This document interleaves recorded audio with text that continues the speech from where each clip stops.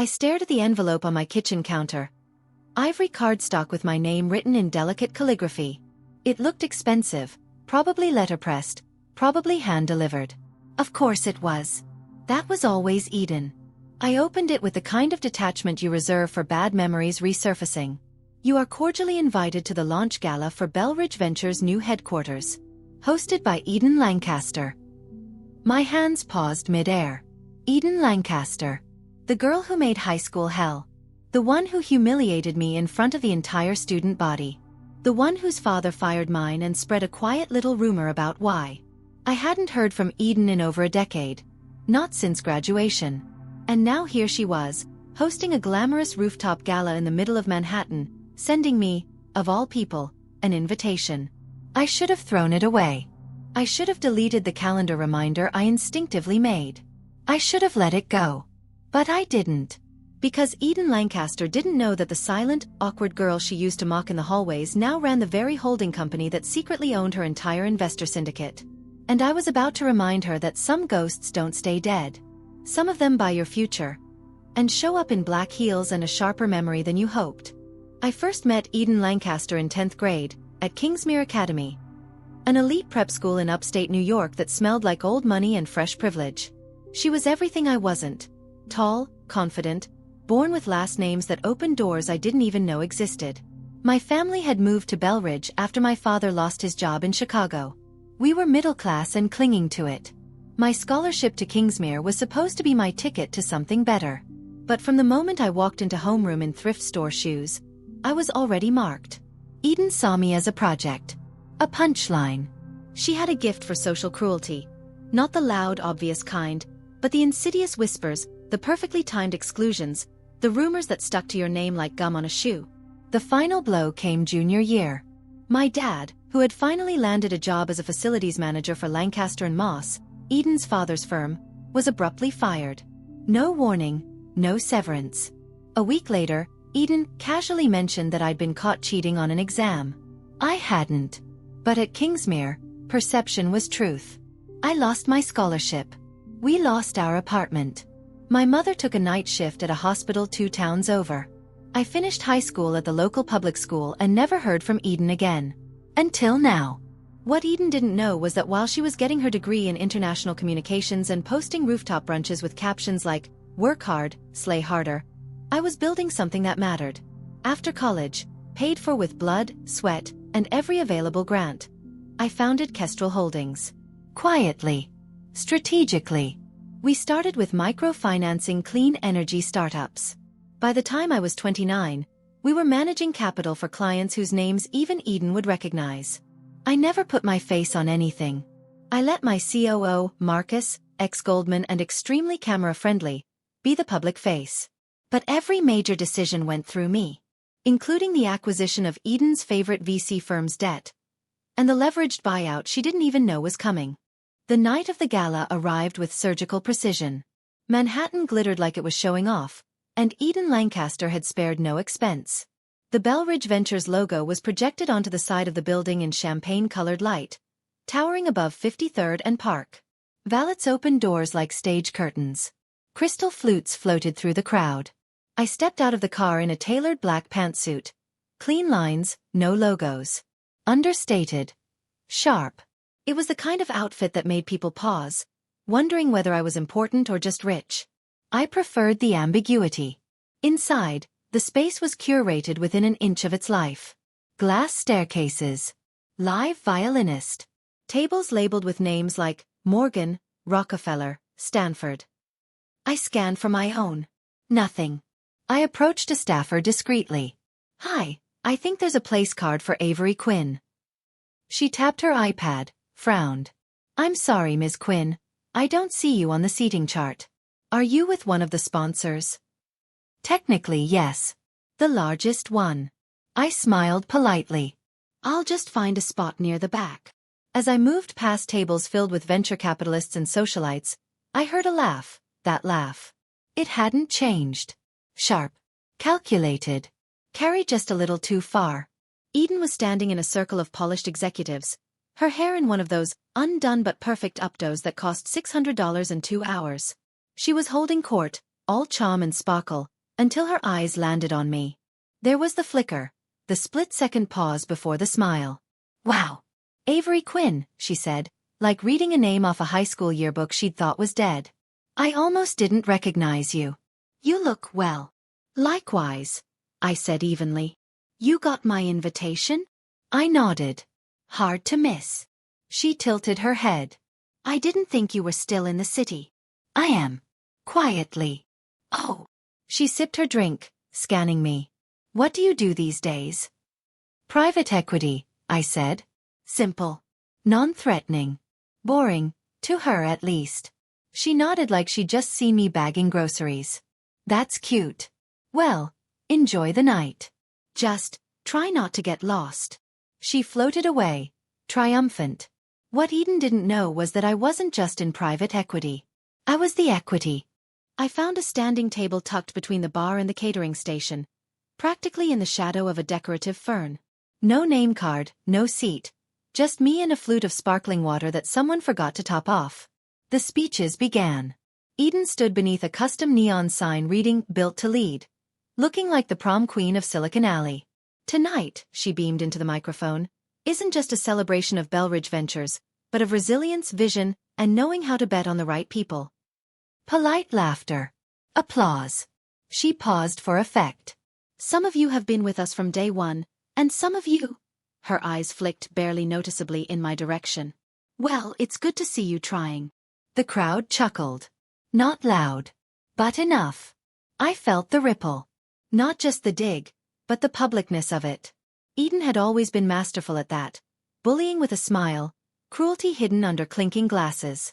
And then, as if scripted, one of her advisors, an over-tanned man in a blue velvet jacket, leaned in and muttered, just loud enough for me to hear. "Did she sneak in?" More laughter. I didn't flinch. Let them laugh. What they didn't know was that Belridge Ventures had been burning through cash at a rate their lead investors didn't like. Their last quarterly report had a hole in it, and the bridge loan to fix it? It came from Lysander Partners, a shell company owned by Kestrel Holdings, a company controlled by me. And that gala floor? The one we were standing on? Leased. From L&M Urban Development. Another shell. Another piece of my chessboard. They'd called me nobody. But everything they were standing on was mine. I waited until the applause for Eden's speech had tapered off. The band struck up a mellow jazz tune. Glasses clinked. Waiters glided between tables with hors d'oeuvres nobody ate. I checked my watch. Right on time. My phone buzzed. A message from Marcus. Contracts executed. Notifications sent. Showtime. I tucked the phone into my clutch and walked calmly toward the stage. No drama. No announcement. Just presence. The VP of Belridge, a wiry guy named Carter who always looked like he was one spreadsheet from a breakdown, stepped away from the side of the stage just as I approached. He glanced at me with vague recognition, like someone remembering a forgotten name from a college group project. "Carter," I said quietly, "you should check your inbox." His eyes narrowed, but he pulled out his phone. Scrolled. Froze. I walked past him and stepped up to the microphone. "Excuse me," I said, my voice clear, steady. The music stopped. Eyes turned. Eden, standing by the VIP table, furrowed her brow, confused for a beat, then put on her practiced smile. "Avery, this isn't—" "I'll be brief," I said. I reached into my clutch, pulled out a folded letter, and laid it on the podium. As of 7:12 p.m. this evening, Kestrel Holdings has acquired controlling interest in Belridge Ventures through its investment arm, Lysander Partners. Gasps rippled through the room. I continued. In addition, Kestrel now holds 63% of the firm's outstanding debt obligations. Per Clause 4.3 of the Emergency Credit Agreement your board ratified 2 quarters ago, that gives us the right to reassign executive leadership, effective immediately. Eden's smile vanished. "This is a joke," she snapped. "You can't just—" "Read the filing," I replied. "It's with the SEC as of 6 minutes ago. Public. Verified. Binding." Carter sat down hard in the nearest chair, staring at his phone like it had bitten him. Eden stepped forward. "This is my company. I built this." "No," I said, stepping toward her. You decorated it. You branded it. But while you were busy throwing influencer brunches and booking press interviews, I was buying your future. One lender at a time. One silent vote at a time. You were nothing, she whispered, venomous now. You were no one. I was no one, I corrected. Now I own this room. Silence. Guests stared. Phones recorded. The same people who laughed earlier were now pretending not to exist. Eden looked around, desperate for someone to save her, and found no one. Just me. Eden stood frozen, still holding her champagne glass like it might somehow anchor her to the floor. But the cracks were already spreading. Not just in her expression, but in her world. Mr. Langston, the board chair, stumbled up to the stage, cheeks flushed with confusion. Avery. This has to be some sort of misunderstanding. Eden's done everything for this firm. Surely we can work something out. Not tonight, I said simply. There's no misunderstanding. Only mismanagement. He looked helpless. I turned to Eden. You want to talk legacy? I asked, quieter now. Your firm has failed due diligence on 4 portfolio companies in the last year. Burned through investor trust. Lied in Q2 projections. Your best client was preparing to pull funding next week. I moved first. She opened her mouth, but I held up a hand. You turned your company into a photo op. I turned mine into leverage. Across the room, guests were whispering, some slipping toward the exits. Eden's carefully curated world, the influencer posts, the startup panels, the magazine features, all of it was unraveling in real time. I could dissolve Belridge completely, I said, sell off your assets, and walk away with a 40% ROI by morning. Eden flinched. But I won't. She looked up, startled. Hope flickered. Instead, I'll restructure it. Properly. New leadership. New direction. Real oversight. We'll save what's worth saving, and the rest. I paused. The rest goes out with last season's PR campaign. She took a shaky step toward me. Why are you doing this? I looked her in the eye. You handed me the match years ago, Eden. I just took my time striking it. She shook her head, mascara clinging to her lashes. Please. Don't do this. You've made your point. I leaned in so only she could hear. This isn't about a point. It's about a standard. Eden's father, who had been silently lurking in the background, finally spoke. You're punishing her for high school? Is that what this is? I turned to him calmly. No. I'm reminding her, and you, that character has a cost. And sooner or later, the bill comes due. 2 weeks after the gala, Belridge Ventures was no longer Eden's company. It was mine.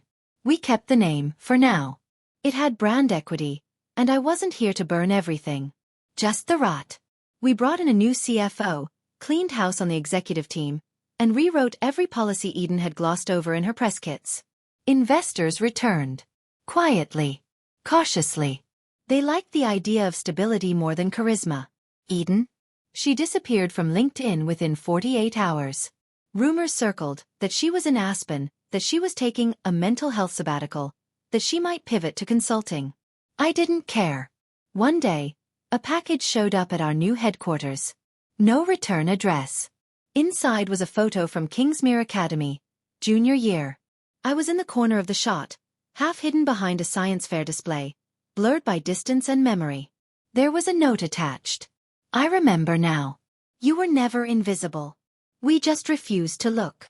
It wasn't signed. I placed the photo in my bottom drawer, not out of nostalgia, but as a reminder that sometimes invisibility isn't weakness. It's strategy. My office still isn't flashy. Concrete floors. The same black workbench I started Kestrel on still sits behind my desk. It's scratched. Uneven. Real. People like Eden chase spotlights. I build the stage. And sometimes, the best revenge isn't a grand finale. It's ownership of the quiet aftermath. The boardroom. The contracts. The long memory. And the ability to smile across a conference table and say, without anger, just clarity. You taught me who I never wanted to be. For that, I owe you nothing. Except maybe the bill.